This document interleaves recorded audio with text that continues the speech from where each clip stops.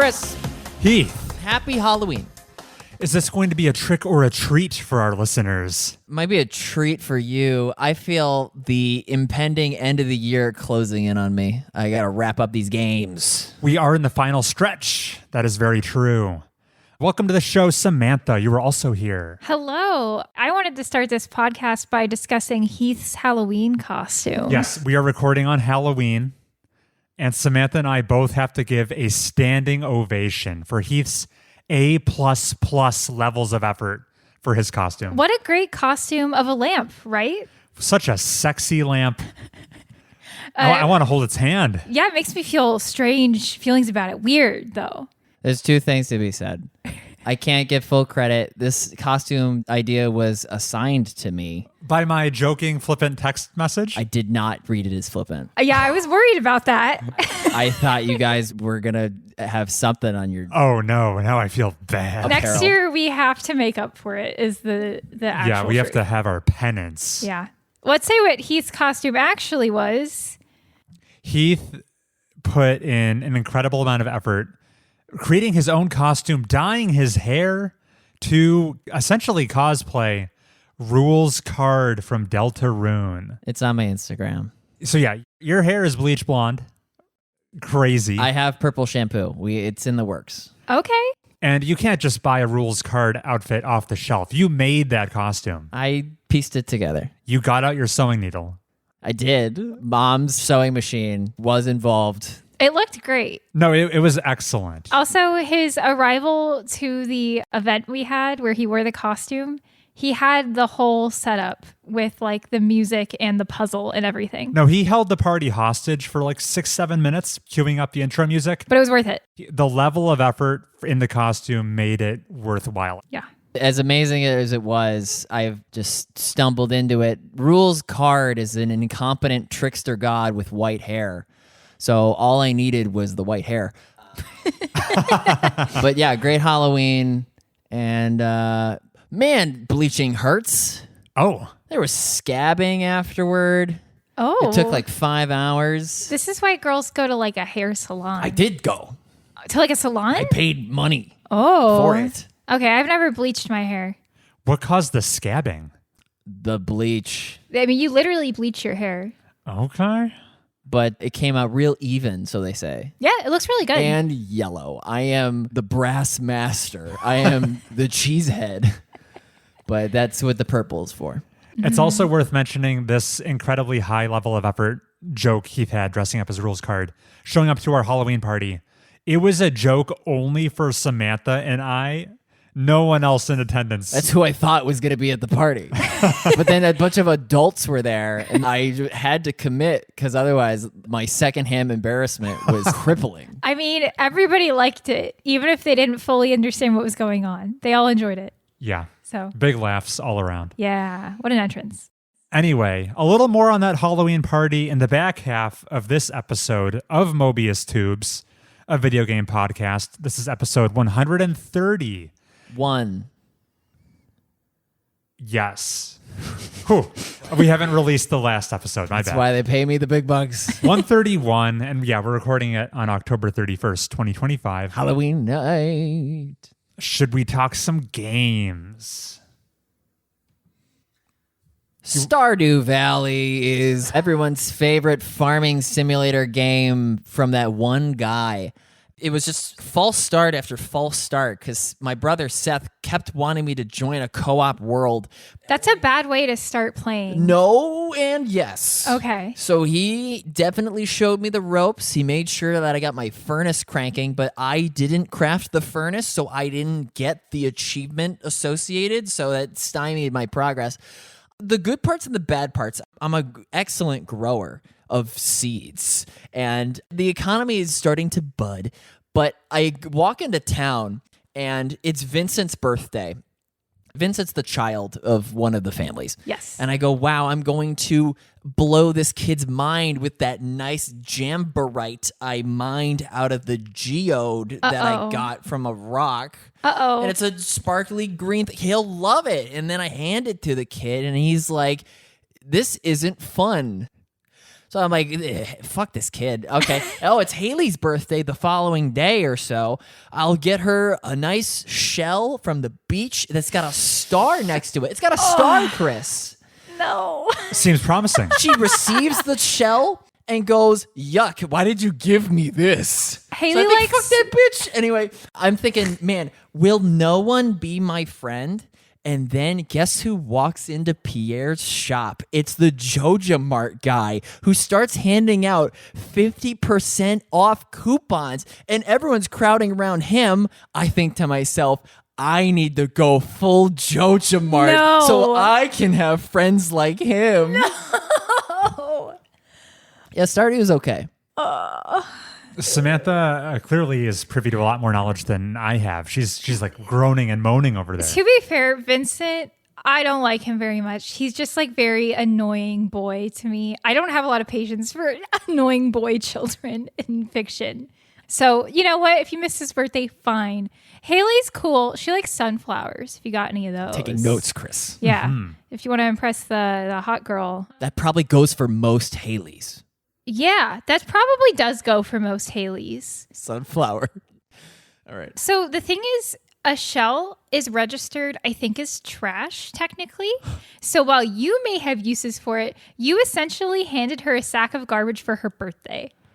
It was a sack of garbage with a gold star. And the gemstones all register as artifacts, which is essentially the same as trash for the townsfolk, except for Emily. She likes a lot of the gemstones. But most people, they're going to be like, you gross. You're better off selling them. I don't know how to use them otherwise. Yeah, you don't worry about it. Okay. You'll have more by the time you need them, unless it's the rainbow one. But if you see that one, that's pretty crazy. Save that for Jessica. Put that in your chest and do not touch it until you know what to do with it. Okay. When does the spring end? It's like a month long. So you play through 30 Each season's days. a month? Yeah.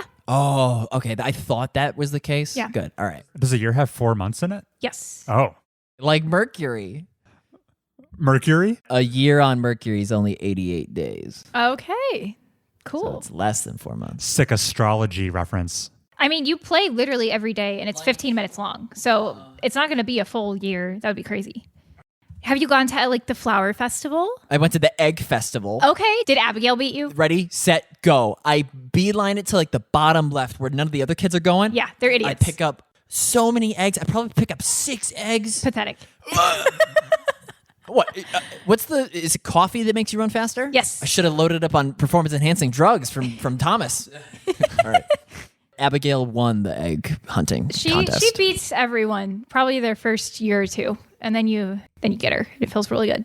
When do you have time to harvest crops? It sounds like all you're doing is managing your social calendar in this game. It's so much more fun than harvesting the crops in the beginning. You spend 6 a.m. to 9 a.m. watering, tilling, fertilizing. Which is fine because the townspeople really don't wake up until like 9 anyway. So Okay, pretty lackadaisical. I know Haley and Vincent weren't receptive to your gifts. Anybody else stand out to you? Well, I failed the Linus quest where you come out of the bar in the middle of the night. Linus is rummaging through a trash can. Linus is like a middle-aged man with like a gray beard.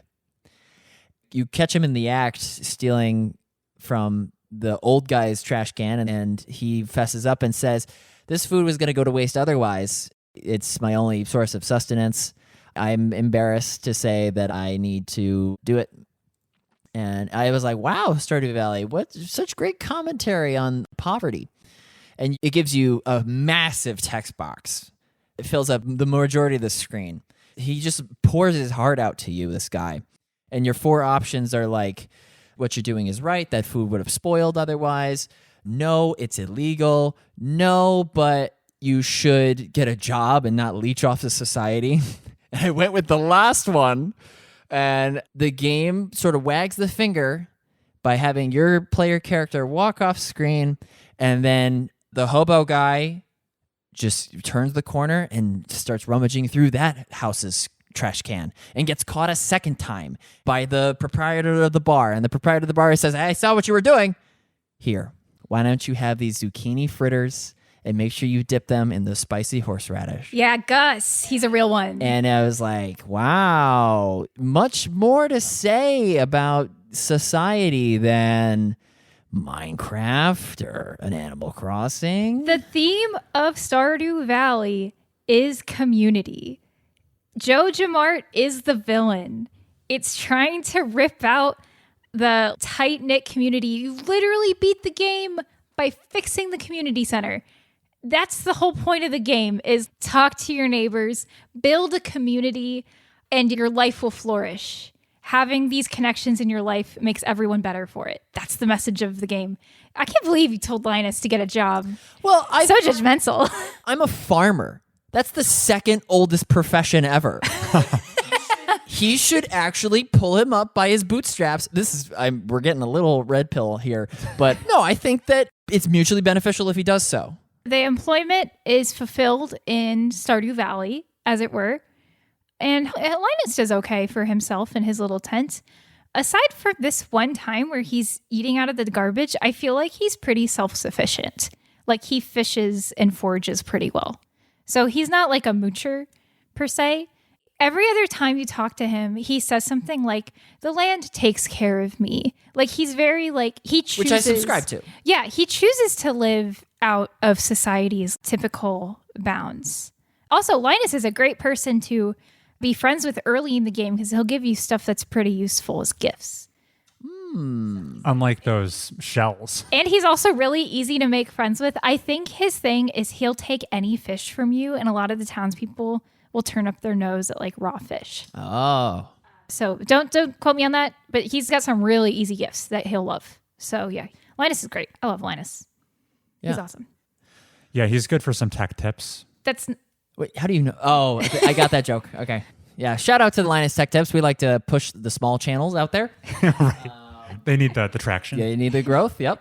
No, Stardew Valley, it's got some depth to it. And my other piece of advice is play with a friend, because having my brother get me started made the labor go by faster. Fun. I meant the fun go by faster. It lasted more.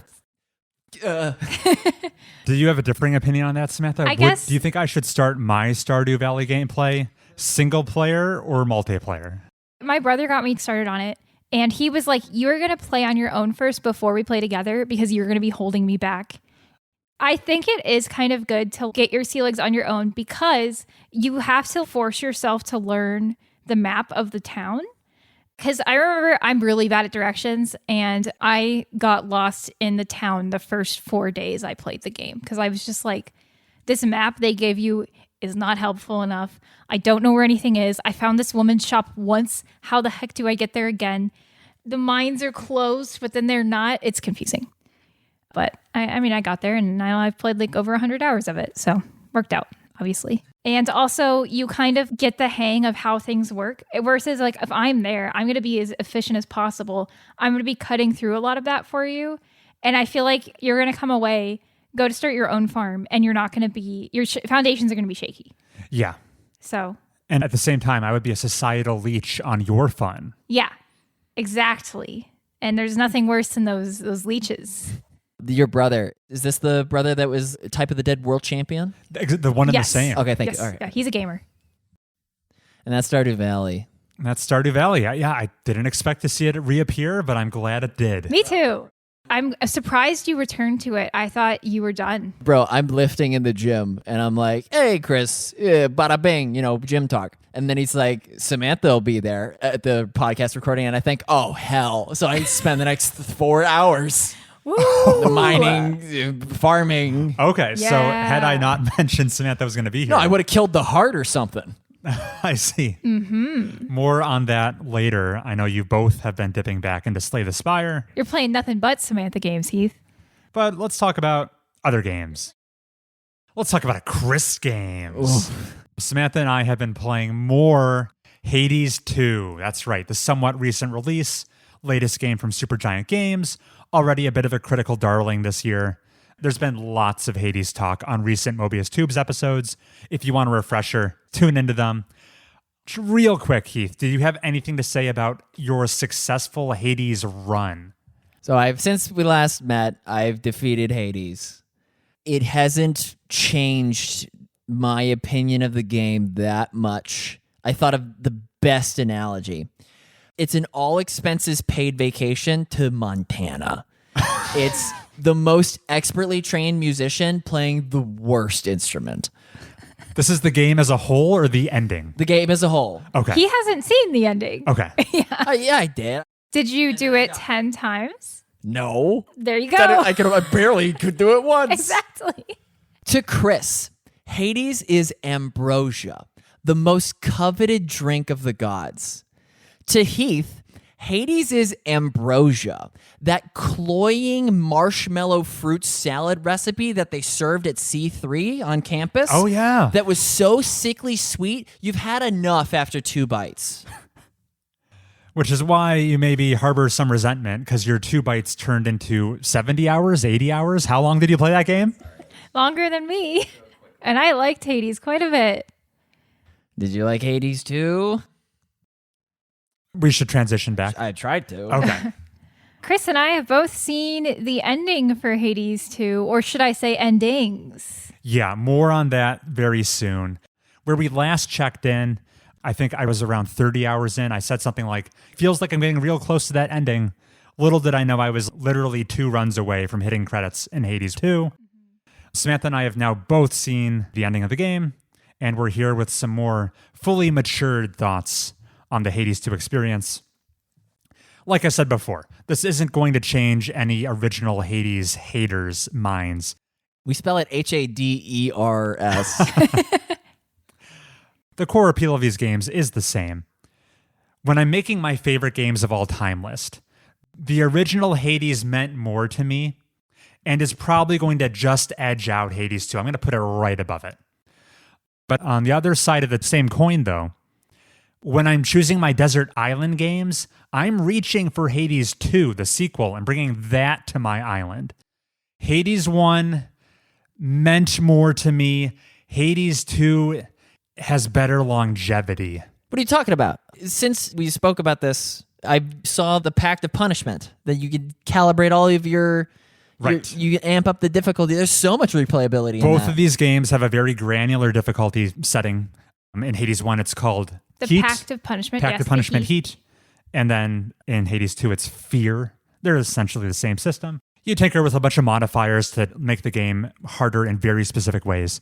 And you can get a lot of mileage out of that. Play these games for hundreds of hours. But Hades 2, I was originally cagey around this point last episode. Since then, I've watched some of the trailers for Hades 2.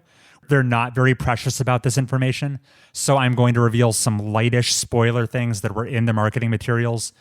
Hades 2 has twice the amount of content as Hades 1 in the sense that you have a path where you go infiltrate the underworld, burrow down into Hades, or you can do an entirely separate run where you try to climb Mount Olympus. Each of these 2 routes, completely separate bosses, completely separate zones, all the new enemies, even interesting mechanics like on that Mount Olympus run.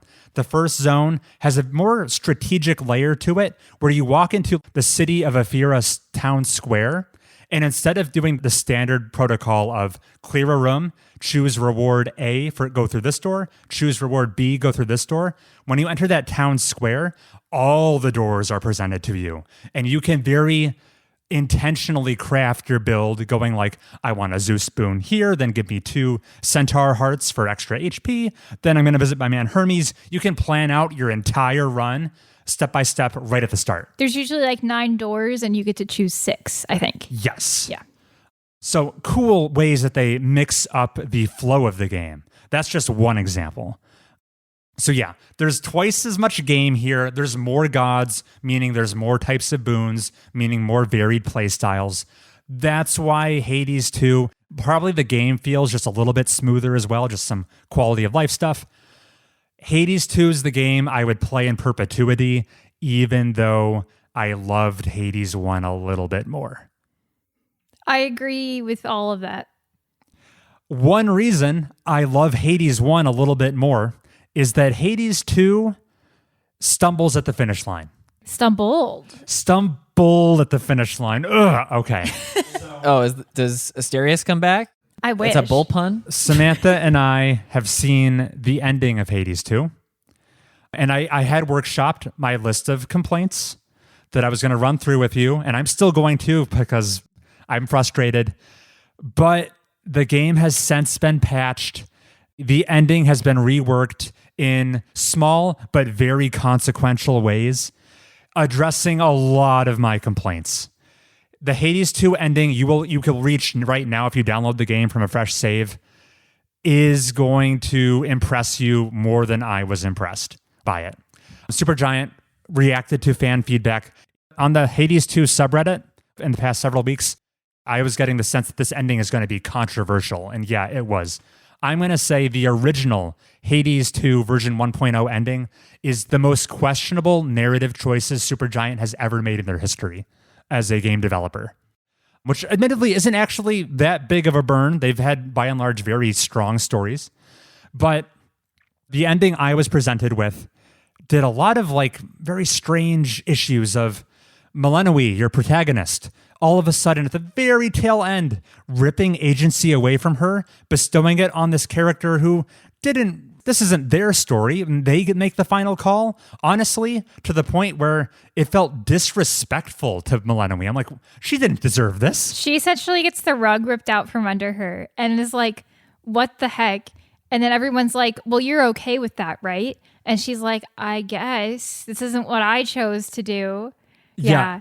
Spotlight shown at the last second on a totally different character that didn't see that coming. Barely in the game. In the game. How very A2 of this?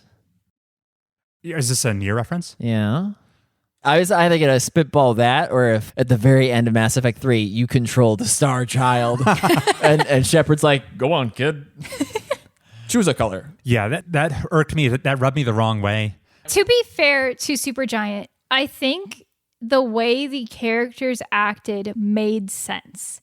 Like, the character who we're not mentioning because it's a spoiler, but the one who ends up making the decision, I think they acted from if that character were a real person, I would 100% expect them to do that. And Millennium was also acting how you'd expect her to act. Being realistic character writing, though, doesn't make it necessarily a good narrative choice.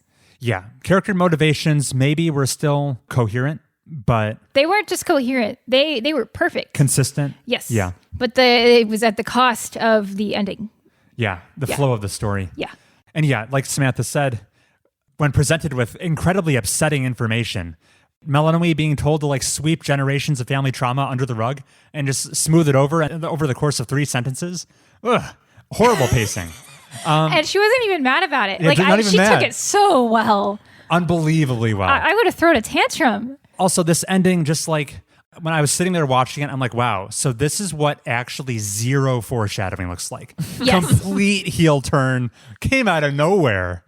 The character who made the decision, I feel like that was foreshadowed. I think everything else, that was crazy. Yeah. Yeah.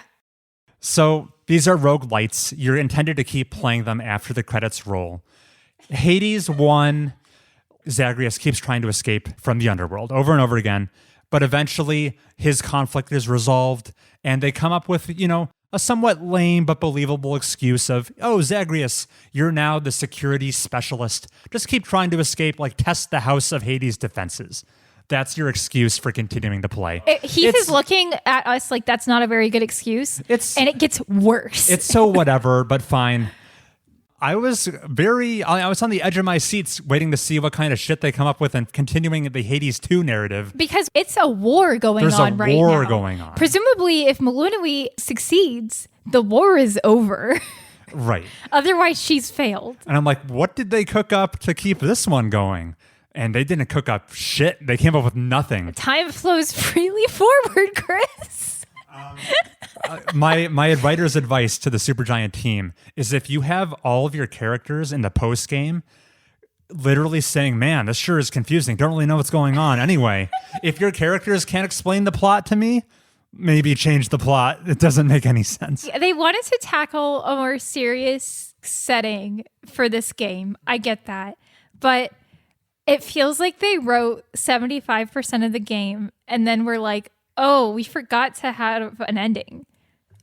And that seems crazy to me. They wouldn't have done that. But now, this kind of bungled ending that took some of the wind out of my sails but didn't ruin the experience. It's still a fun game. Samantha and I sat down and watched the new enhanced ending that now exists if you play the game. And it very meticulously addresses my complaints with almost surgical precision. And it's funny how a lot of the events remain the same, and just like through the strength of recontextualized writing, it goes down so much smoother. Giving Maloney some agency, giving the family more reasons to be less angry. Yeah. Showing some of the side characters people loved, and we were like, where is Thanatos, my boyfriend? So rest assured, audience, I almost felt punished for going through the game too quickly. Hades 2 was a sequel it took 5 years to make.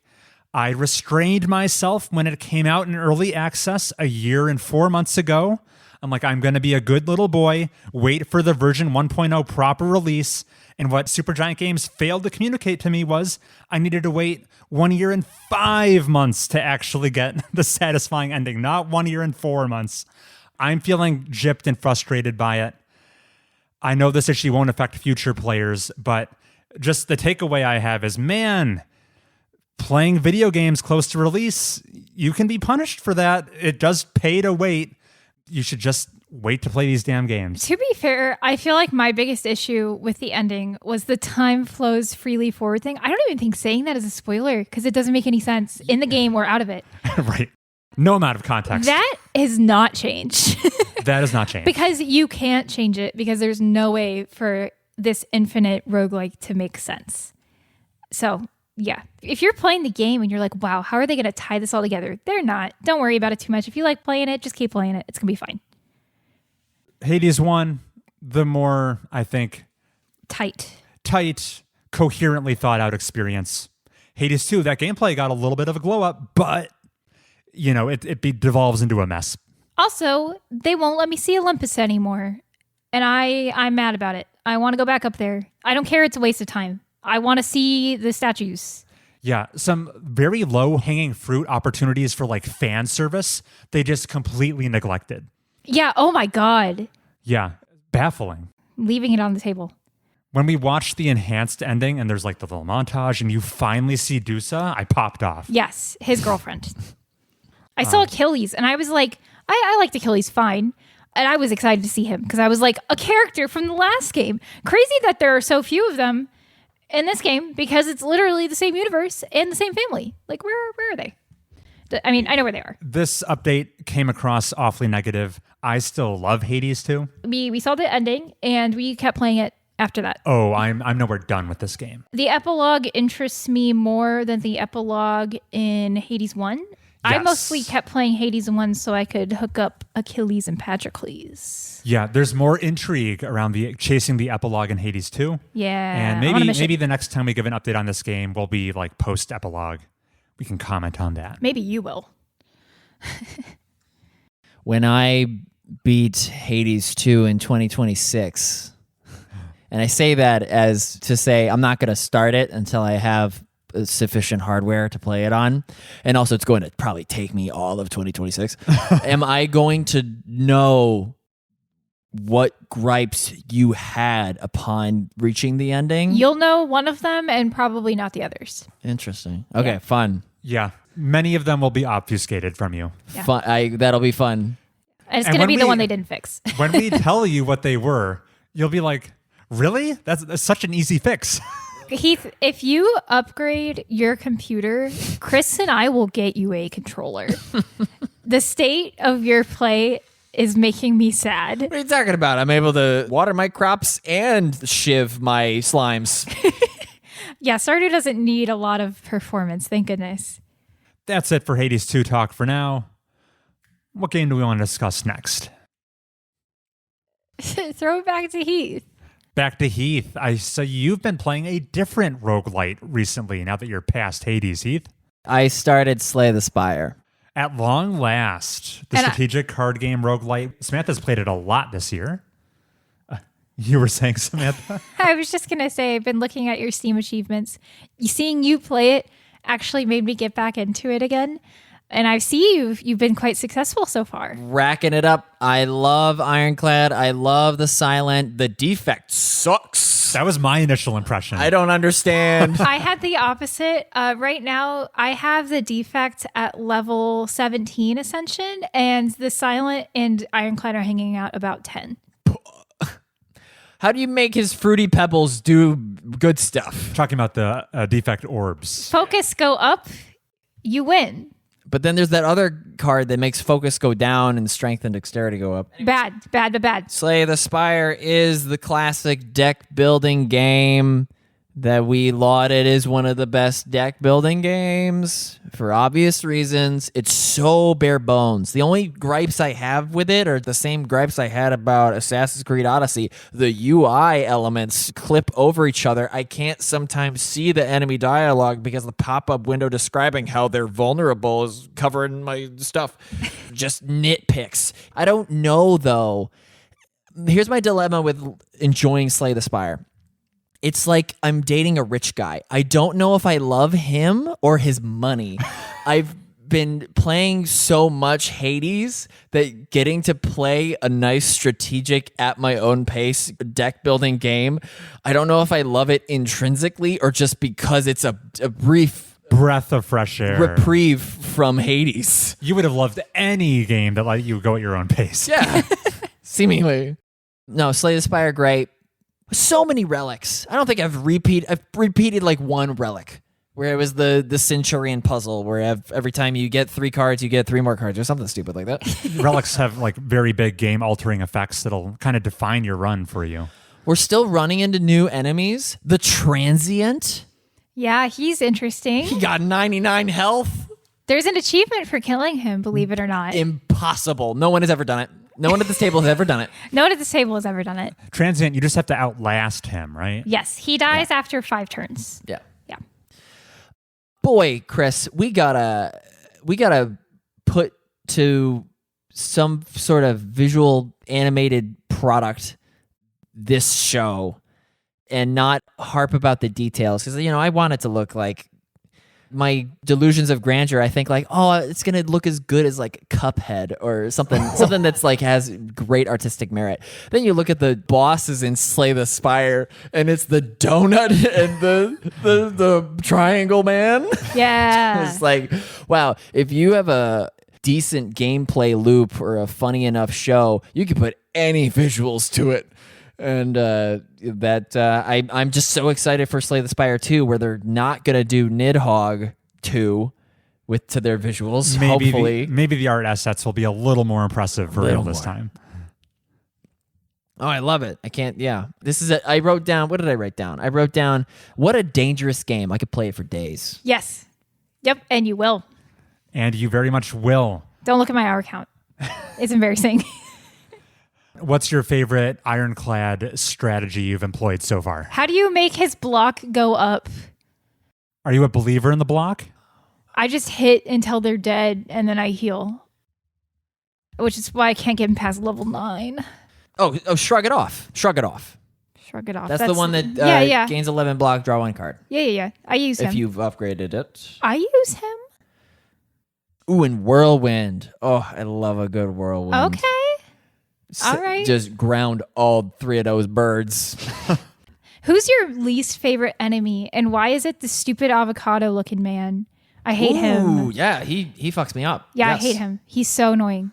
For audio listeners, he takes forever to beat, and it's like he does way too much damage for how long he takes to beat, unless you're like massively killing it that run. Or unless you're the Defect, which I love playing as because he's so easy. You just set up your engine and let it run. Samantha's least favorite Slay the Spire enemy is the shelled parasite, better known as Avocado Man. He looks like an avocado. Yeah. And he's like, he's annoying. Do you think you'll explore the 4th class as well in Slay the Spire? Oh, girl. Watcher. Silent's a girl. Silent is also a girl. Yeah. Defect is gender neutral, probably. It's a robot. Anyway, Watcher, I didn't like her. I barely played her. I think she's a lot of fun. In a word, what is she? She alternates between 2 stances. She's got a normal, more passive stance where she gets a little more energy. Is that right? Yes.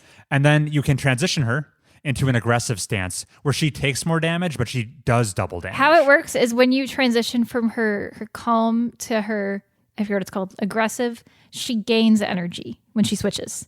Oh. So she's feeding that aggressive stance. I see. But you don't want to be in the aggressive stance if they're going to hit you really hard. So you got to manage that really well. I beat a run with her. Did I beat the heart? I don't think so. Yeah, I really didn't like her. She was too hard. It's all about timing when you transition stances. Impossible to do. Yeah, I thought it was a lot of fun. She also has a lot of cards that retain, which essentially means you don't discard them at the end of the round. Oh. So that's it kind of helps manage the fact that like you want to be in and out of stances kind of on a dime. You can somewhat plan your next turn. Yes. Yeah, you can hold those cards that'll let you switch if you need to. Shocker. Slay the Spire is awesome. Yeah, this conclusion was known to me years ago. Yes. I didn't expect it would take this Like long. around the day we met. You could have been like, hi, my name's Chris. Slay the Spire is pretty good, Heath. You should play it. The only lingering mystery for me is where in Heath's top 10 does it go? Well, wait 2 months. Yeah, Top we'll find 3. out soon. I'm curious to see if you figure out how to play the defect or not, because Chris didn't like him either. I eventually learned to appreciate the defect. Well, number one, you told me that all I needed to know was focus. And then number 2 is you beat enough runs with these guys, you start unlocking the really powerful cards. So it's going to happen. Yes. Yeah, you get more and more cards. I've long since unlocked all of them. I forgot that could happen. Yeah. Yeah. Yeah. Samantha has spent more time not unlocking the cards than she did unlocking them. Accurate. Good game. Scary, though. All right. That's what Heath's been playing. Let's hop back over to Samantha for a little update on what you've been playing. You're still chipping away at that Witcher 3 Wild Hunt, aren't you? Yes, I am. Okay, so last I left off, Dandelion had hit me up for a little quest, and that was pretty fun. I don't know if I should talk spoilers or not at all. Are any characters with names dead yet? No. I mean, yes, but no. Like, not major characters. Okay. I'll give a brief overview, which is he wants help opening a cabaret club, which is pretty fun. I still feel like with Dandelion, he's in the book. I remember him being funny and pretty witty. And I feel like in the game, he's just like a normal guy that is the butt of the joke. Like, everyone is just making fun of him. And I feel like that's not really how I interpreted him in the book. But it's fine, you know, if they need to make fun of him for wearing pink, okay, whatever. I can get it. I can get over it. He's a likable character. And then right before the cabaret club is set to open after all your hard work, there is an attack. And then you're solving a serial killer murder mystery, which is a lot of fun. I really liked that quest. I met some interesting side characters. I thought the serial killer responsible was extremely obvious to the point where we met him in the first scene. And I was like, that's our guy. I can kill him right now and probably prevent some deaths. But Geralt doesn't know that. So I guess we're just going to have to let these people die. And we did. But it was a lot of fun. And then I wrapped that up and I headed to Skellige, where Yennefer was waiting for me. Geralt tricked me into having sex with her, which, you know what? Maybe he needed it because oh man, I saw him interact with Triss and I felt like he was very reserved and polite. Wait, was there like a dialogue prompt that you thought was like a cool spell, but it was actually have sex with her, like entwine? Were you in the room with me? Okay, I'll get to it. Geralt, you can tell he is down bad for Yennefer. Like, he sees her the first time and he's like, oh, you're so beautiful. And then like every chance she gives him to talk, he's just like gassing her up. Like, oh, I've missed you so much. You look even more beautiful than when I last saw you. And oh, you're so perfect and smart and funny. And it's like Yennefer's giving him nothing. Like crickets. It's great. She like gets a tear in her dress from some activities you guys have been doing. And she's like, oh, I'm going to sew it back together. I'm going to enchant a needle to sew my dress back together. And then she goes to Geralt and she says, want to watch? And I said, yeah, that sounds sick. I want to see an enchanted needle. I know how to sew. And then that's not what happened. We were on a horse and it seemed uncomfortable. Unicorn, right? A stuffed unicorn. Yep. Not just any run-of-the-mill horse. So Yennefer and I hooked up. That's fine, probably. Geralt seemed like he needed it. Moving on to the rest of Skellige, you come there and the king has died recently, and there's like this succession question of like who's going to be the next to take the throne, because they have like a democracy of sorts. And that was really fun. Basically, one of the guys, he's like, hey, my 2 kids, my son and my daughter, are both in the running. And to be in the running, you essentially have to go and do a heroic deed and then come back. And then everybody will decide whose deed was the best. And they get to be king by vote. We should try this. We should try this. He's like, basically, I'm worried my kids are going to die doing these tasks. Will you go help them? So I do. His daughter, Ceres, she's pretty cool. I like that she didn't openly flirt with Geralt. She seems really competent. She's the only girl who's put herself forward to be the potential king/queen. You help her cure a king of madness, a different king who's like a minor king. It doesn't matter. She teases Geralt about how hung up he is on Yennefer and how he's kind of whipped for that. I thought that was great. I was really with her in that moment. The son, he goes off to kill a giant because that's what boys do. And he brings about 20 men with him. And then the 2 of them come back. So obviously he did a really good job. Anyways, I killed the giant and I let him take credit because I'm a really cool guy. He's fine. He's very much like aggro, like kind of what you'd expect from like a Viking. So yeah, nothing against him. That's not true. He's fine. But I was like, when looking at my 2 options, I was like, okay, a person who's reasonable, intelligent, and seems to be like solving problems more diplomatically, or the guy that's just like, well, if we kill it, it'll stop being mad at us. I think I know who I want to be the ruler of this nation. And then there's like more intrigue. You got to get to put your finger on the scale. Obviously, I put Ceres up to be the queen, and she won. And that was really cool. I liked it. She's great. And the plot, when you rescue the kids and they come back, is really good and really fun. And I'm not going to say any more about it because I don't want to spoil it. But it was great. I liked it. And I feel like it really fleshed out the differences between like the son and the daughter. And like you could kind of see how their leadership styles would eventuate. And I feel great about my decision because there's a lot of inner turmoil in Skellige.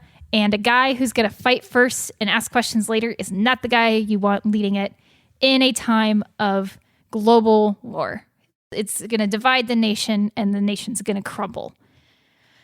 Anyway, yeah, I've liked Skellige better than Novigrad. I like the environment. I don't like how far apart everything is, but as Chris pointed out to me, I could be using my horse more.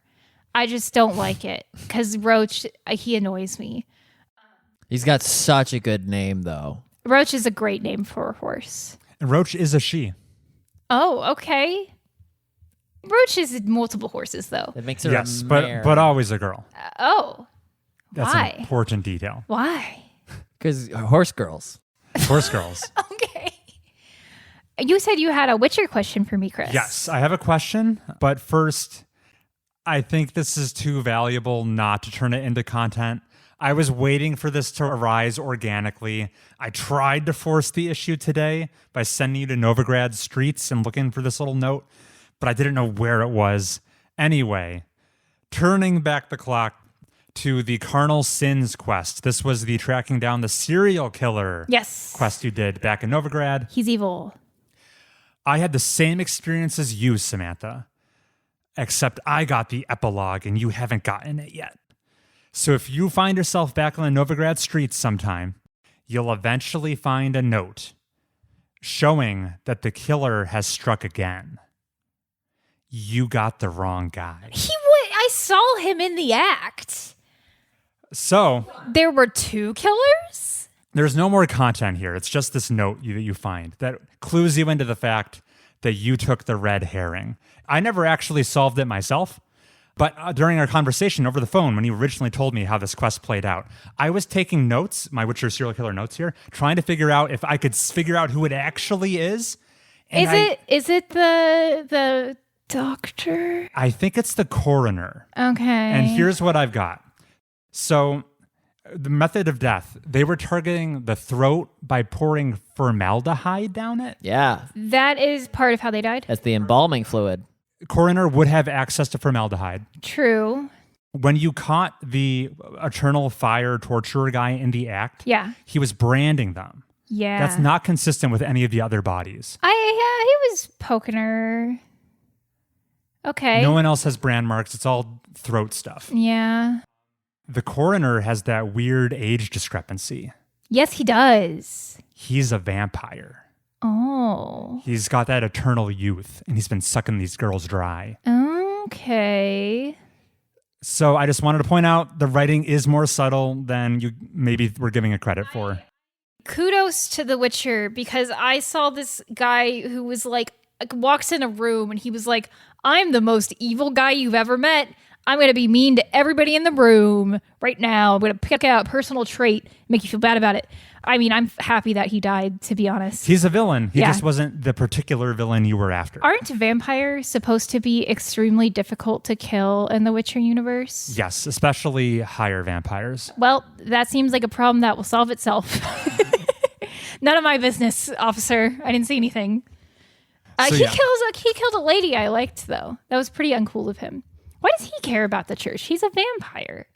Was he framing this guy? He might have been framing him. Okay. Actually. I mean, it worked on you. It worked on me, and I thought I was doing pretty well. I guess I caught the guy in an act that was very similar to the murders, so I didn't see why it wouldn't be him. That's kind of crazy that it wasn't. It wasn't. Okay. There's enough little tidbits there along the way to foreshadow that. Yeah, I could see it. So there's no follow-up to that. You can't ever kill him. Can't ever get him. He gets away. Anyway, I have one closing question for you on your Witcher 3 experience, and it's something I wished I dug into a little more last episode, just some curiosity of mine. So, last episode, Samantha gave a Witcher 3 update, and when I pressed her on, how are you finding like the branching questline decisions? And she had, half praise, half criticism to say. When she was faced with tough decisions these quests often give you, she would often be in the mindset of trying to anticipate what the developers were thinking in order to avoid unpleasant, unforeseen consequences down the road. Initially, I was like, I love playing as a morally good character in a video game. I feel so icky making the bad guy choices, so I never do it. And I was like, that's how I'm going to play Geralt. He's going to be the good guy. I'm going to help people. I'm not going to ask for payment. It's none of my business. I'm rich. I'm fine. Yeah, and this has bitten me in the ass a couple times. That's what I wanted to dig into. So you're trying to like kind of see behind the curtain, anticipate what the developers were thinking, instead of just following your own instincts or moral compass. And I was wondering, how did you get burned? What put you in that headspace? Because that doesn't seem natural. A couple times you will find the culprit for a crime that is probably property theft. And if you compel that person to go to the authorities and be turned in, they are probably going to be executed. That's not really justice to me. It's a barbaric society. I get that. Maybe that's how things were back then. However, I'm pretty averse to torture and maiming and capital punishment. So yeah, I don't like it. So now when I catch the guy, most of the time I'll choose the option that's like, all right, don't do it again, but I'm not going to turn you in because they're going to kill you. And that's, to me, that's worse than the crime. And it's like, if I were lawful good, I'd be sending them to jail. Okay, sometimes somewhat petty crimes are responded to with very harsh capital punishment. Yes. And that punishment not fitting the crime has bled into your decision making across the whole game? Sometimes, I mean, it depends. I guess. I mean, it's hard to say too much. Even when I was telling you about today with the person who brought together the whole investigation in Skellige, he's being excessively punished. And he did nothing but be honest and good and gave up an awful lot for justice to be seen through. And he's having one of the worst outcomes from all of this. Mm-hmm. And it's like, I get what Witcher is trying to do. They're like, the world is a gray area. There's no right choice. There's just a lesser wrong choice. That's always going to be the case. People love to say there's no ethical consumption under capitalism. And it's like, that's true. Not that Witcher is a capitalistic society, but like... In the Witcher games, you see the words lesser and evil paired up very frequently. Yes. Yeah, you are always choosing the lesser evil. That's the whole point of the game. But there are some times where I'm like, I know what the morally right thing to do is. And I think the example I was thinking of was, maybe I should say it, there is this man who is a scourge on the earth. He has raped and tortured so many women. When you finally hunt him down, like the rat he is, you walk through a sea of the corpses of these women he's brutalized. Like they died screaming. And you are left with the choice of whether or not to kill him. And it's like, obviously, I want to kill this fucker. He deserved it. If he basically made it clear to me that if he was left alive, his behavior was going to continue as is. And I was sitting there desperately wanting to put a knife in his back. And I was like, if I kill this man, is Witcher going to be like, death penalty bad. He would have been super helpful down the line. No, you shouldn't have killed him. And I'm going to be so pissed if that's true. Because when I was on the mission to infiltrate the bad guys with Triss, I forget who they are, the church guys. She was like getting taken away to possibly be tortured. And there's like a guy I'm trying to learn information about. And I didn't want Triss to be tortured because I really hate torture. It freaks me out. So I kind of blew our cover on accident. And I had to kill the guy who we were there to interrogate. We still got enough information, by the way. But like everyone was acting like it was such a big deal and big inconvenience that I killed him. And I'm like, he was morally evil. I am glad I killed him. He was a bad person and he was leveraging his power to do bad things and exploiting the public's belief in him.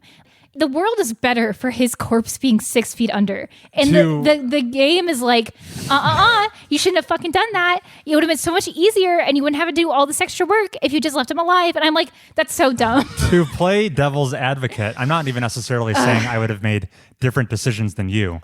But can you say it's objectively the moral correct decision to kill an unarmed man? He had a sword. Did you not mere moments ago say you weren't on board with this capital punishment thing? I'm not, but in a system, I'm a vigilante, is what I'm realizing.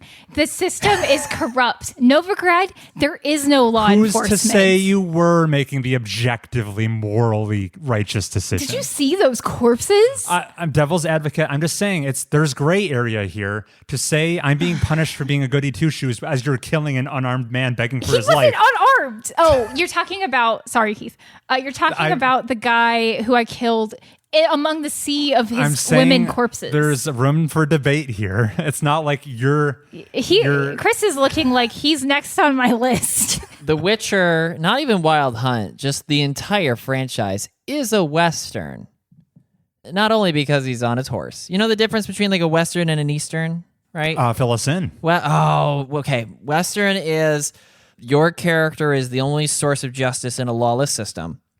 Whereas Eastern is like the system works. I think Sherlock Holmes is an Eastern, where it's like the system is working as it should be to bring justice. A Southern is you have to be corrupt to, it's like Serpico, I think is the name of the film. And then a Northern is like law and order. You're being morally righteous in the justice system, I think. I messed it up. I've never heard of this directional storytelling breakdown. Yeah. I intuitively knew what a Western was before you said it. Samantha is so interesting, the way she's recounting this serial killer guy in The Witcher 3 who is basically saying, I'll kill them all. I'll do it again. I'll kill them all. In the same way that Flowey was, I'll do it again. I'll kill them all. And in Undertale, she's like, no. You have to be mercy. But in Witcher 3, it's like, gotta kill this guy. And it's the metaethics is just rich. I know why. I'm eating it up. I know why. Horson Jr. is way uglier than Flowey. Flowey can be pretty ugly. That's a great point, Heath. To me, I think Flowey is putting on a front. He doesn't want you to forgive him. His existence is pretty miserable. he would probably be happier dead. And I can see a future where he's not a miserable, heartless little flower. Like, he is redeemable, in my opinion. That's why I don't kill Flowey. And also, I can undo all of his crimes with the snap of my finger. So it's like, did he even have lasting consequences? No. Horson Jr., he is ruining so many lives. And it's like, yeah, I guess a lot of people would look at these women and be like, oh, they're prostitutes. They got what was coming to them. And to those people, I say, I hope you never have to make the choices that would lead you there. So yeah, basically, the justice system was not only not doing its job, the ruler of Novigrad put him in a mansion and shipped him whores to slaughter. That is how bad it is. He was being fed and powered by the justice system. Taking him to the police is not an option. They are just going to be like, we saw nothing. He's back in the mansion. So, yeah.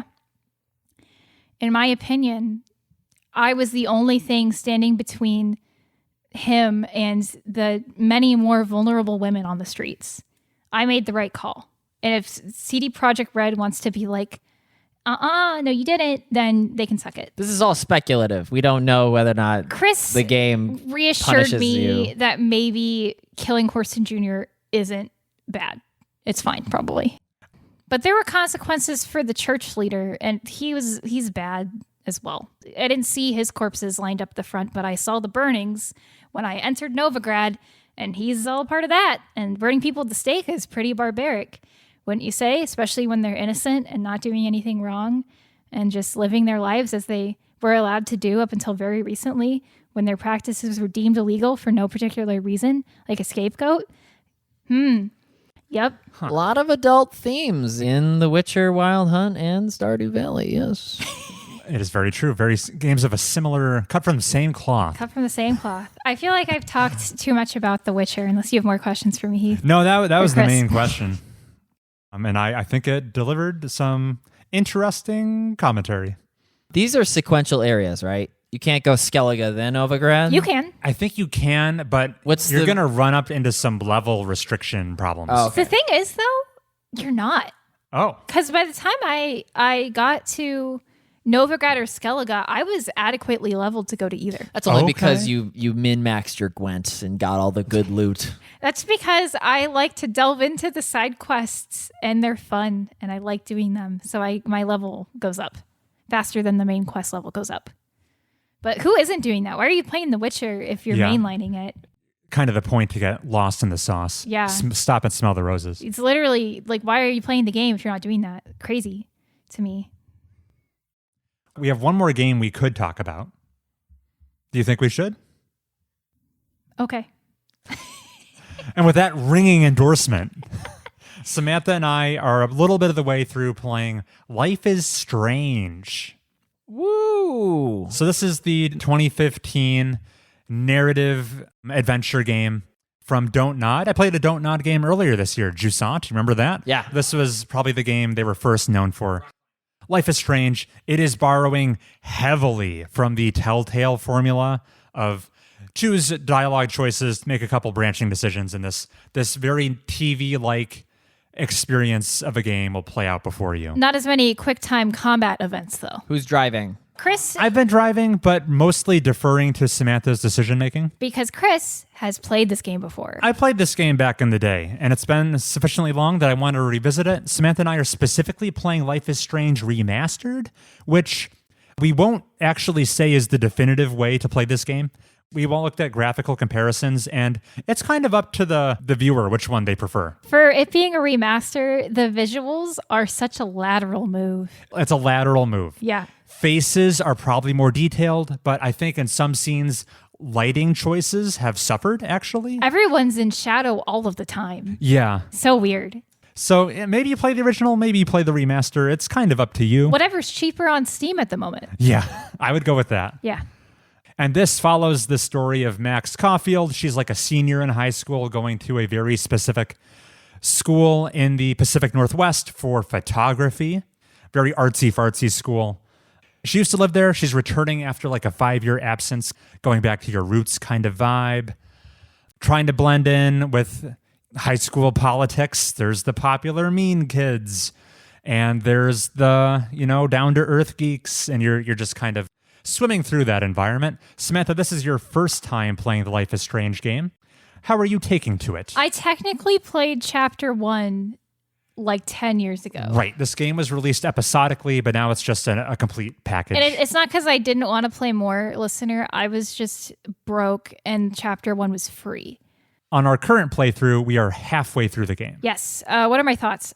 I think the writing of this game is pretty good. I feel like the high schoolers, by and large, act like high schoolers, which is a pretty high compliment because you see a lot of media with high schoolers in it where you're like, I have never once seen a high schooler act as you're describing. And I'm calling out both anime and the CW with that comment for different reasons. I think the writing is probably realistic based on the amount of secondhand embarrassment I am experiencing. That's exactly what I'm talking about. You are seeing these characters interact and you're feeling cringe because you're like, oh no. It reminds you of when you were an awkward teenager. And I love that they weren't afraid to go there and make it awkward for you to watch. I first played this game when I was 19 or 20. So back then I was like, oh, my peers. And now I'm like, oh, the cringe is far more pronounced. Yes. Yeah, it's hard to watch sometimes. Like there's a character named Warren who's a friend of Max's, very clearly has the hots for her. Max is absolutely not interested. And he is so desperate for her to like him. It's like, it's so bad. She'll text him and be like, hey, can you do this for me? And he'll instantly message back like, yeah, I got it. The worst possible 2015 slang you could imagine being thrown around, by the way. It's so hard to watch because you're like, oh God, I remember being a teenager and having crushes and being this transparent about it. I'm only now realizing I declared the setting of the game. I failed to introduce the premise, which is Oops. You're not just living everyday life. There's some mysteries afoot in this town, a local disappearance, which is a very rare occurrence. And to top it all off, your character, the protagonist, Max, at the beginning of the game, for some reason, inherits the ability to, in at least a short burst, rewind time. Go back maybe like 5 minutes or so and replay events in a different way. And that's like the major mechanic of the game. And you can use this mechanic pretty sociopathically, I feel. Let's say I want to talk to Heath and I'm like, Heath, nice weather we're having. And you're saying, how could any weather be nice on a day where I broke my laptop? And then I rewind time a little bit and I say, Heath, I hope nothing bad has happened to your laptop. And you're like, funny you should ask. It broke today. And it's like you're winning social points that were not earned because you can just essentially read their minds and parrot back to them what they want to hear. Your ability is time travel, but it manifests as mind reading Yes. because you can immediately hone in on the subject that is of most interest to the person you're talking to. Like there's a girl who's like sad because her mom is sick. And when you talk to her initially, she's like mean to you. And then she's like, well, my mom is sick. So blah, blah, blah. And then you can rewind and be like, how's your mom doing? I heard she was sick. And all of a sudden she's your best friend. It's great. Max really gets me. Max really gets me. Yeah. So it's pretty, like I said, sociopathic, the way you can manipulate people. And Max is such like a soft girl, shy type that it doesn't even seem that sinister. I don't know. She could be a really good villain, but they didn't write her that way, unfortunately. That would be pretty fun. My other comment about this game is all of the men in this game are evil. There's yet to be a man who's not. Not all of them, but... Okay, Warren is just a simp. Right. He's not evil. He's just annoying. Evil adjacent. Evil adjacent. It was striking in one scene where you're in a room with four men and you're like, oh, these are the four antagonists. Yes. It's every time they introduce a man, you're like, what is he going to do wrong? I'm not saying all the girls are perfect. They're not. I feel like the girls get the more nuanced character traits. Like Victoria's like the stuck-up rich girl who's mean to Max, and she's like the school like queen bully. And Chloe's like your best friend, and she's like a hardcore rebel, drugs, alcohol, etc., dropped out of school. They're both very nuanced characters, interesting to listen to, versus you have Nathan Prescott, who everything he says is just the meanest thing you could think of. Or, well, that he could think of. He's not very bright. Sometimes his attempts at bullying, I'm just like, Did you bully me? Or did you embarrass yourself? What's the truth? You're telling me that all the guys in Life is Strange are either all women are queens or if she breathes, she's a thought. It's pretty funny to imagine the principal of the school yelling the second one. But yeah, essentially, yes. Those are the two types of men in That Life dichotomy is on display in Life is Strange. Life is Strange. I've been enjoying, so the game, you spend a lot of the time in dialogue trees, making decisions. You also spend some time doing investigative work, just combing through environments, pretty densely packed environmental storytelling, and just people don't give a damn if you go through their laptop, apparently. Sometimes they do. All right, once in a while, they do. They're like, don't look at my pregnancy test. And I've enjoyed how this optional investigative work you don't have to do does occasionally have consequences down the road, and certain higher stakes dialogue scenes, they'll quiz you on things that you may or may not have found. Yes. And you'll get options. Even if you saw it, you have to remember. Right. Which I am really good at. Yeah, it's been coming in clutch. I was just thinking how in these narrative branching games where a player might pick a bad decision they're not satisfied with, and then they're tempted to save scum, kind of ruining their flow, breaking their immersion. We were just talking about The Witcher, which their solution in that game is to defer the consequences, kind of show you what the outcome of your decision is a little bit later down the road, so you're not so tempted to reload that save from 2 hours ago. That cost is sunk, you're in. Life is Strange also came up with a very different solution to this problem. Opposite, maybe. Opposite, just by baking in the save scumming as an in-universe organic solution. You just rewind the time. If you don't like your decision with how that conversation went with Victoria, rewind, choose the different option. You don't break your immersion. It's just this Band-Aid the whole game has slapped over this genre of branching narrative. I also feel like they also do the deferred consequence, though. At times, that's true. Yeah, sometimes you'll see the consequence. You'll see the immediate consequence, but later you will see more consequences. Down the line, lots of ripple effects. I wanted to also say this game has characters that I got emotionally attached to the point where there was a very tense scene we played today. Yes. That I was like on pins and needles trying to make this conversation go well. Because for plot reasons, your time power isn't available. And if you mess it up, big consequences. You're waiting for your cooldown to recharge. Yes. It was very tense. I was like, if we mess this up, I'm going to be really upset. I was sweating bullets too. Yeah. We pulled it out though. What do you think? I'm getting the impression. Oh, go ahead. I was just going to say one thing. I also, in that moment, they also listed off choices we had made, much in the way that in A Wolf Among Us, when the big bad was like trying to accuse me of being bad, tried to list off all the evil things I had done. And instead, he just came up blank because I was awesome. This woman who's talking to me was like listing all my good attributes. And I was like, yeah, I rock. Thanks for reminding me. Always love to see a game acknowledge the choices you made. Yeah, but so like listically, a little too explicitly, maybe. Yeah, a little weird the way she did it, but it was fun. And yeah, I'm enjoying this replay. I remember enough to know where some things are going, but not enough to know exactly how the conclusion will work out. And what do you think about this statement, Samantha? I'm enjoying myself. I think this game, when it was being developed, might have been targeting women as their main demographic for playing it. Yes. Not that it excludes me from enjoying it. It's just, it's kind of rare for me to play a game that's like women were the target demographic first and foremost. The women aren't overly sexualized. The men are the villains. Yeah, I think it does target women. It writes the women so competently. They're all pretty complex characters with their own like different backstories, emotions. Chloe is like a hair trigger, flies into emotions very rapidly, versus you have Max, your protagonist, who takes everything usually pretty calmly, even gaining a superpower. You tend not to see this emotional diversity in women in other video games, or physical diversity. And like the girls aren't really pursuing romances either with men generally, or if they are, it's barely even mentioned. It's so irrelevant. So yeah, I think it's pretty cool that I see this like diverse writing of women, and it's sad that this is one of few examples you can point to. You see, what tipped me off was just how much time we spend gossiping.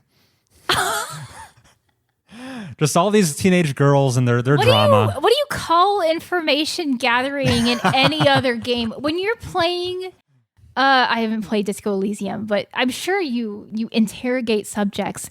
Babe, that's just gossiping with extra steps. No, when guys do it, it's the investigative phase. Yeah, Batman loves to gossip. You think I'm wrong? No. Samantha, you don't understand. That's evidence gathering. When boys do it, it's professional. Way more goals focused. Girls are goals focused. We're just not all obvious about it. Give me facts, no feelings. Max is literally acting as the detective in our narrative. Yeah. Yeah, she's even said as much. I mean, who doesn't love to gossip a little bit? Yeah. Just love as a to treat. spill some tea. Yeah. Anyway, we'll probably report back once we've seen the end of the game and have final thoughts. Which of these many male characters is the villain? Stay tuned to find out. And that's everything we've been playing. On a television screen. Yes. Yeah. Good segue, Heath. When we come back from our break, we'll have a little bit of interesting news and a fun recap of a very cool Halloween event board game we played that we just fun to share our thoughts on.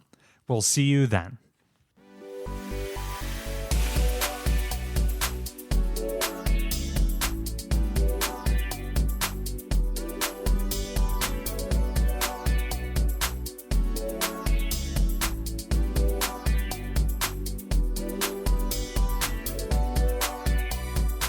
I've been listening back to your Mass Effect talks, Heath, and they're really good. Especially now that I know what Mass Effect is. I did do a good job of that. It's fun. It's like listening to like a radio serial. I can't believe you killed Morden. Killed the warden. Morden. Oh, yeah, I sure did. He was the first one to die. Yeah. There was nothing to telegraph otherwise. I guess Jacob was gung-ho. I was ready to kill Jacob. Yeah, I sent him to die because he volunteered for it. He should have volunteered if he was going to die. That was his fault. I guess I took the suicide mission to be in name only. You missed out by not having Thane alive. Because his loyalty mission in the third one is so good. No, because the emotions he causes you in the third one are good. I mean, they're bad, but they're good. That's what I said, wasn't it? No, it's not. Can I tell him or no? Is it cheating? Sure, tell him. I mean, I think I'm cutting most of this. Kai Lang, whose name I couldn't remember. Whoa. That stupid bitch, Kai Lang. You were right to forget Kai Lang. Yeah, I fucking hate that guy. He kills Thane. Mm-hmm. He murders him basically in front of you. So just another Had reason to to give hate him Kai relevance Lang. somehow. Yeah. After that moment, I was like, Kai Lang, you're fucking dead. I hate that guy. What an interesting character Thane was. Yeah, he was pretty Just interesting. the ticking clock on a guy's life. Yeah. Cool. Yeah, you can visit him at the hospital in the game number 3. Wow. Because he's his time's running out. And then Kai Lang cut it short. And we're back. What would Kai Lang in high school be like? Just as brooding, just as moody. He never left. Yeah, basically. He's a super senior. All right, enough about that nonsense. Folks, have you heard? The console wars are over. According to GameStop, even. So declares GameStop and the White House. So, have you seen this? No. All right, so the inciting incident is 2 weeks ago, Microsoft announced next year they're coming out with a full, from the ground up, from scratch remake of Halo Combat Evolved, the very first Halo game. They're remaking it as Halo Campaign Evolved this time, coming out on all platforms next year, most notably coming out on the PlayStation 5. That's right. Yay. Halo Master Chief himself, John 117, mascot of the Xbox brand, is appearing day and date on the competitor's platform, PlayStation. End of an era. It's Microsoft flying the white flag. The console wars are over. PlayStation boys, we won. So GameStop, the little tongue-in-cheek press report they released, GameStop declares the console wars are over. Whereas for the past 2 decades, the global gaming community has been engaged in an ongoing and increasingly petty conflict known as the console wars. Whereas said conflict originated in the early 2000s with the release of Halo Combat Evolved as an Xbox exclusive title. Halo Campaign Evolved is officially coming on PlayStation in 2026 with cross-platform play. Therefore, GameStop, acting under its authority as a neutral entity and the world's retail gaming and trade-in destination, hereby declares the official cessation of the console wars. They're over, peace at last.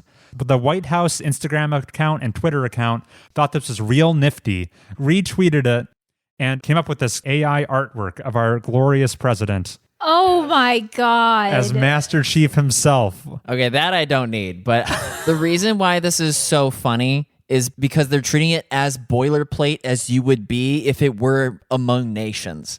Like if it were ending the war in the Pacific. Like among belligerents. I feel like GameStop was hilarious. Seeing that White House post. Caption, power to the players. No, the White House flavor that I do really like is that he's counting it among the wars that he has ended. Right. Like Israel, Palestine, PlayStation, Xbox. Under his watch. It's like number 9 in the sequence of all the wars. He's just, that is funny. But I was Switzerland through the whole thing. And not really. I owned an Xbox 360 and an Xbox One. Okay. So you weren't So Switzerland. I wasn't Swiss. So I was Spain. You were part of the Axis. I was Spain. Yeah. But like I got out of it, much like Spain. This is so informative. So now, come Christmas time, there are 2 consoles on the market. You're saying down the line, Microsoft porting all their games to PlayStation, it's kind of looking like they're on their way out. Now it's Pepsi Coke. Maybe this is a dumb observation. I don't listen to all the video game podcasts Chris does. I'm barely on the internet. PlayStations have been selling quite well, as has the Switch 2, as did the Switch 1. Consoles are in demand. The Xbox was not selling. Selling a fraction of its competitors, it's true. Why does Microsoft insist on making shit tier products is my question. Well, I mean, the hardware itself, I think this generation, people are pretty high on. No complaints. Then what's going on? Is their marketing team just not going to work? There are some small dominoes we can point to a decade back. Is it because they keep shutting down all these game studios and so their Xbox has no games to play on it? Like, what's the deal? What is the deal? Yeah. Why is Xbox flailing? Give me the rundown, like how this happened. I would say the biggest thorn in their side is that they kind of dropped the ball on the Xbox One and PlayStation 4 generation. They had infamously bad marketing. They kind of marketed it as TV and sports centric first. This is like when it was announced back in the day. Mm-hmm. And the original pitch was it's going to be an always online machine. You can't I remember actually swap games with friends. It'll be all digital rights management, lockdown. Yeah. They were way ahead of when you should have been pitching that. So it got off to a rough start. It was $100 more with the bundled in Connect than the PlayStation 4 was. You are reminding me of when I was on the internet. They were riding hot on the Xbox 360, took a big nosedive with the Xbox One, and that was a very consequential generation to lose. Yeah. Because that generation was the first time people were building up their digital online libraries of games. People weren't going to the store and picking something off the shelf anymore. It wasn't a physical good. That means people were much more locked into an ecosystem. Mm-hmm. And by losing that generation, they ceded a lot of permanent customers to PlayStation who were now, they had a lot of sunk cost into the PlayStation ecosystem with all their digital libraries. And that just carries PlayStation with a lot of momentum going forward. Basically, Xbox One was a big flop, and that ruined their life. And that was a bad time to have a flop. Yeah, I remember when the Xbox One was announced and I was online and everyone was like, what do you mean it always has to be on? And they quickly rolled a lot of those policies back, but the damage was done. People were so angry about it. Yeah. Yes, I recall how I was an Xbox hater at that point. So I was like, haha, yes, idiots. Now you finally see these people don't care about you. They just want your money. So I was pretty happy to see that news because I was like, good, buy a PlayStation. Play with me instead. And now you can buy a PlayStation and get your Halo fix starting next year. Maybe I will play a Halo. What is campaign involved? I think it's ground up remake of the first game. Even adding in a couple new levels, I think. That's what the Combat Evolved version was, right? Combat Evolved is just the original game. Oh, okay. That's like the subtitle of Halo. Didn't they remaster Halo 1? They did. I'm at the 10-year anniversary. What was that called? I think it was called Halo Anniversary. Okay. It might be. And now Campaign Evolved replaces that. Yeah. Okay. It's the newest product. Notably lacking any multiplayer. Oh. You can do co-op in the campaign, but there's no like PvP deathmatch. Is this a couples game, or are you going to co-op Halo? We'll see. I've played a lot of Call of Duty. Yeah. Then I'll put you in the firing line, soldier. Send me to die. Also, as I'm perusing the official White House Instagram, someone there Why? Did we talk about the ICE post? Someone there is a fan of Halo, and they're using it to advertise joining ICE. Destroy the flood, it says. Did you see here? Did Halo agree That's to not this? all. No, the cease and desists have been issued. Good. Yeah, otherwise I was going to revoke my offer to play with you. I didn't say I was good at Call of Duty. Oh, that's fine. I just played a lot I of can it. hard carry you, babe. Thank you. As long as we're talking about the gamers that are in the White House currently, Yeah. this is posted by ICE saying, gotta catch 'em all. This was on their X account, parodying the Pokemon theme with capturing wanted illegal immigrants. This is the Yikes. worst thing I've ever seen. Nintendo cease and desisted it. Good. It's pretty funny. They that's It's problematic. that's so bad. That's I got to segue out of the Xbox thing. Sure. You know what, Xbox, this is a counterfactual, but you know what they should have done? Xbox should have bought the Olympics, and instead of the green ring in the Olympics, it should have been just the Xbox logo. But they acted too late, and now Sega is pairing up with the Olympics. Have you heard of this? I have not. Sonic is an official mascot branding with the Olympics. we are in the worst timeline. going forward. Wow. So this is due to the Sonic at the Olympic Games back in the day? Probably. And now the resurgence of popularity with the Sonic films. To be Yes. clear, Mario and Sonic at the Olympic Games was a fun game. I played one of them I liked the winter and the summer ones. on the DS. Yeah, I played the summer one on the Wii.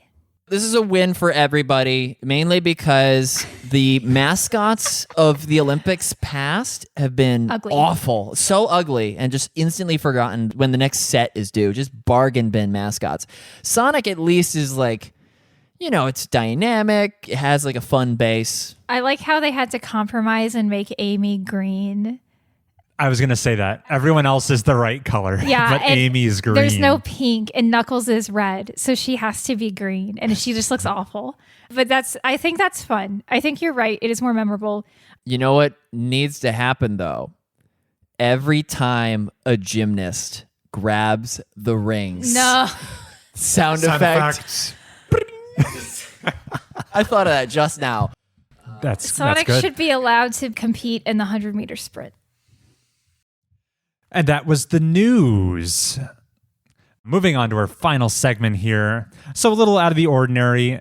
We're recording on Halloween. This will be out of the season by the time this airs. But last week we had a Halloween party here, gathered all my closest friends, and we played a very cool social deduction board game. I thought it would just be fun to get Heath and Samantha here live on the mic, get their impressions, recap the night a little bit. We all played Blood on the Clocktower, a very large social deduction game. Very much has its roots in Werewolf and Mafia, where you alternate day and night phase. Most of the good guy villagers are trying to hunt one player is secretly a demon, try to get them executed during the day, and at night, the demon is slowly picking off the innocent villagers one by one. The game differentiates itself from Mafia and Werewolf by being much more of a logic puzzle, where every player has a specific role, everyone has a little piece of the puzzle, different information that's given out at the beginning of the game or throughout the game. There's a couple levers that inject misinformation into the ecosystem, which is where the evil team can thrive.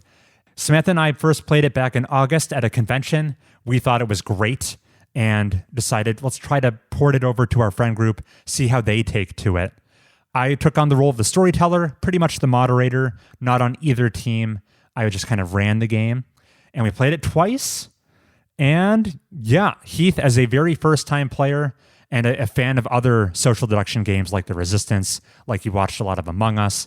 Okay. I was going to say, we need to tie this to video games like Right. Among Us, or if you're me, Town of Salem. These are all games in the same social deduction genre. Yes. Heath, however you want to take this, what did you think of Blood on the Clocktower? I enjoyed Blood on the Clocktower. I thought it was the second highlight of the night.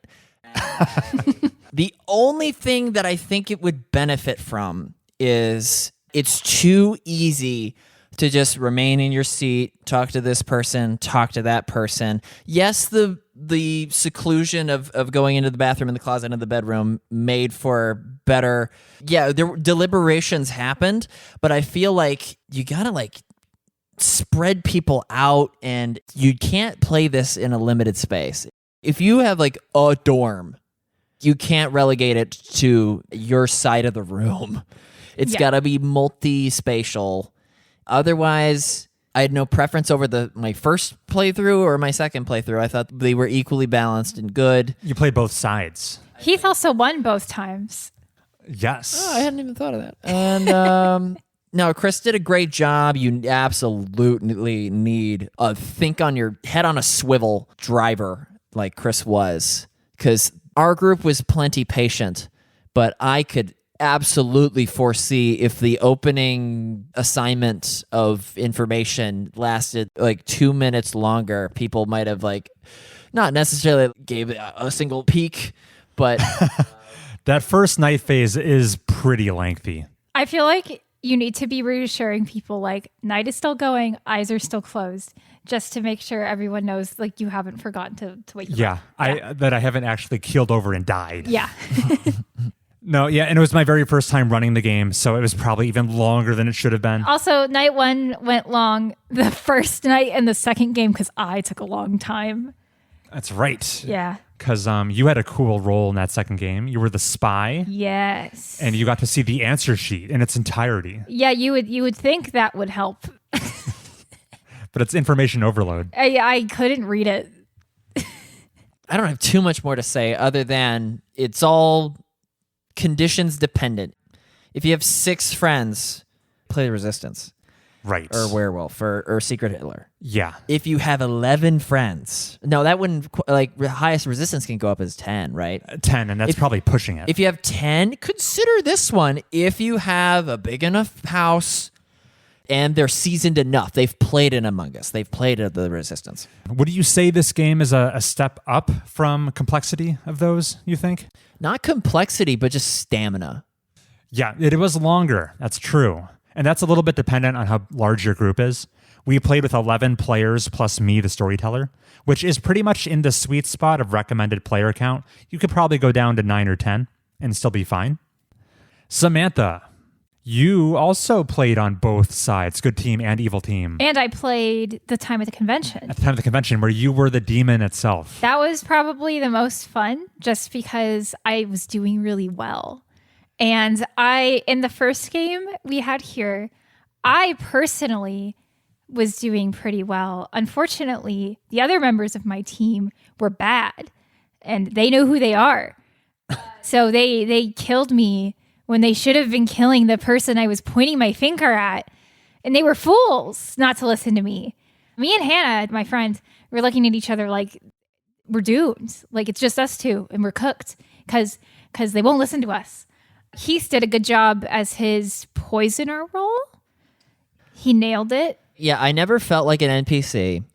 And not intrinsic, but what's the like resume building? It's like soft skills versus hard skills. Yeah, that's some HR lingo right there. Yeah, so like my hard skill, well, with the role I was assigned to the poisoner, knowing what to do with that, Yeah. and like taking out Dan of all people, right? That was key. You killed us with that. I had to. Yeah. Yeah, the right move. So I good. think my hard skills were enough that my soft skills could make up the difference.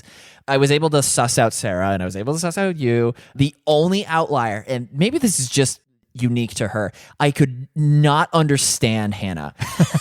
She pulled me aside. She goes, Heath, I am the monk. And I was boggled by this because Will told me he was the monk 90 seconds ago. Yes, Will was a fool. And I trusted him immediately because that was the fate that I was foretold when I was the washerwoman.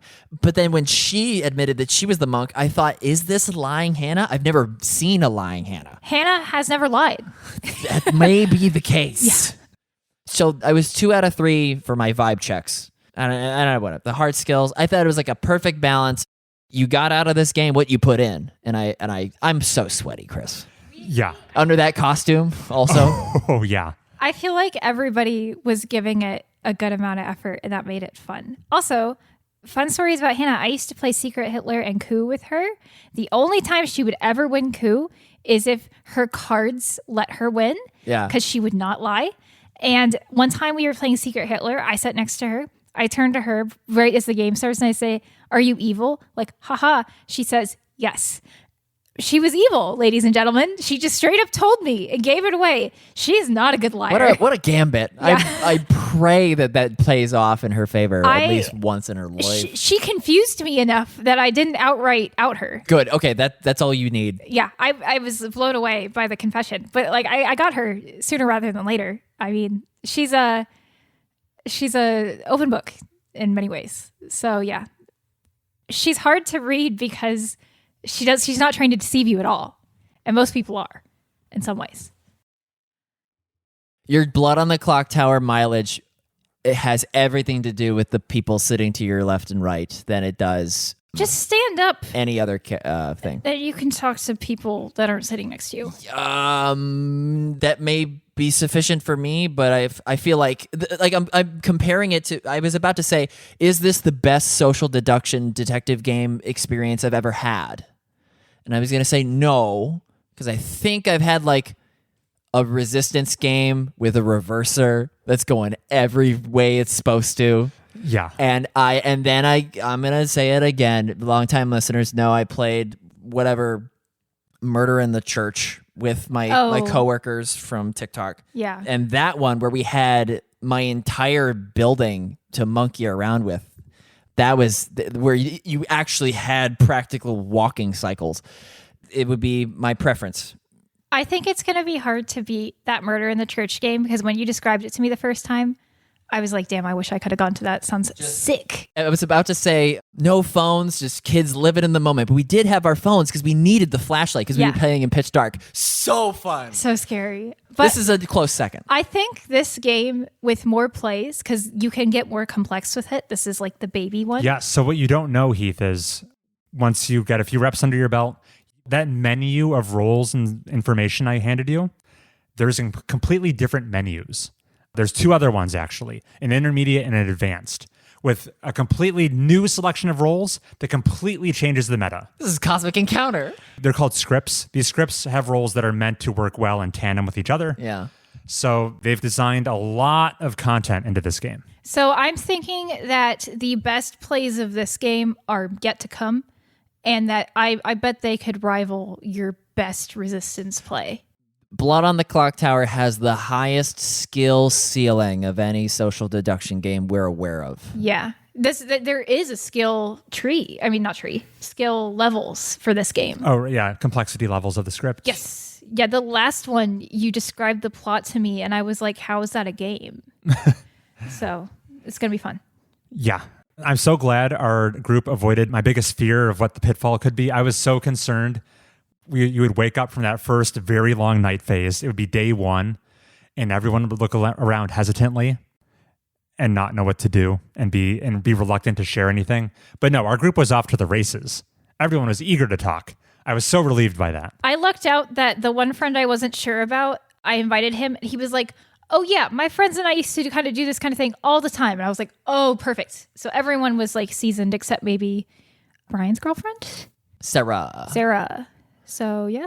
I'm a very gun-shy townsfolk. Yeah, you were keeping your cards close to your chest. I'm not eager to shoot unless I am like a fortune teller, know something type of villager. You got to shoot. I know. I got to work on it. I was ready to hang Noah for crimes that Dan said, but they weren't true because of you, Heath. Yeah. What a mess.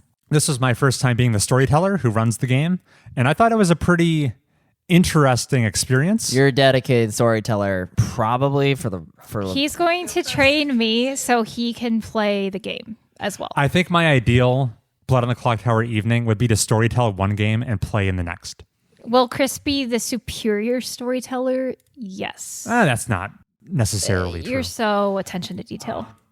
The appeal of being the storyteller, though, I'm not an active participant, really. I don't play the game. I have all the answers in my giant felt-lined book, and I distribute information during the night phase to players secretly, and occasionally I do get to put my finger on the scale when statuses like a player who's poisoned, meaning their role is malfunctioning, or in the case of a drunk player, I get to choose what information they're fed, and it's cool going through that thought process of how can I give misinformation that actually confirms theories I've been hearing other players come up with? Or how do I give this losing team a little bit of an edge? It's some cool gamesmanship. I'd say the appeal of being the storyteller is it kind of feels like you have front row seats to watching a game show. It's really fun. I can walk into any of the private conversations and no one minds if I'm there. And it is fun in the night phase. You did do that, yeah. I had so many three-ways with you in the bedroom. Whoa. We also played this game. Yeah, we also played this game. had 3 people in the bedroom when we played this game. It's also, there's just an intrinsic enjoyment of in the night phase. You wake someone up, you wake up all the good little boys and girls to give them their treat, and they're so happy to see you. It's a lot of fun. Except if it's me during the second game and I'm the spy and I look at you with despair because I know you're going to show me the book again and I'm going to look at it and I'm going to be like, Chris, what does it all mean? What were you going to say, Heath? I was delighted by your satisfaction of being POV, the Skinner box, and me just operant conditioning, getting my cucumber slice.